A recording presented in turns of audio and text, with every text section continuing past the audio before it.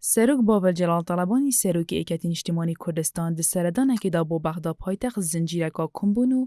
دیداران لگل هجمارکا کساتی و سرکردین هزولانین سیاسیین عراق انجام دان.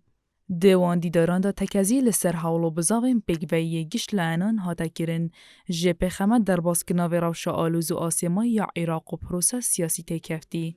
دکوان سردان خو اکروژی دا با بغدا سروکی اکتی کمبونک ده گل سرکردن چارچوه هماهنگی انجام داد دو کمبون دا دو پاتی لسر چاره سرکردن آریشان لسر بنمای دستوری هاتا کرن. سروک باور جلال طلبانی گوت پیش هاتو گورین و چند دخازن که ام همی بگ و خمخورن اکرزیان اجتماعی بین و دخما خلکی و آرامی سیاسی دا بین و پنگاوین پراکتیکی پاوجین جپه خمد گهشنه به چاره سریکان اجتماعی. هر دوی سردانا سروکی ایکتیان اجتماعی کردستان ده هفدیدنه که دا لگل موسن سامرایی سروکه پیمانی عزم خواست و رجدیا ایکتی بو گشتن و بلکت گشتن و رکفتنان اجتماعی بو پکنان حکومت که خدمت گذار گود پنابرم بو شراکت راستقینه دبره و برن و بریار سیاسی دا العراق پیدویکا ویراوشیه و او خواستا جمعوریه. جلاکدی و سروک طالبانی ده کمبونه که ده لگل قیس علی امیندار گشتی بزاو عصیب و اهل حق هل سنگاندن بو پروسا سیاسی عراقی که رو تکزیل سر بردامی هفپی بینان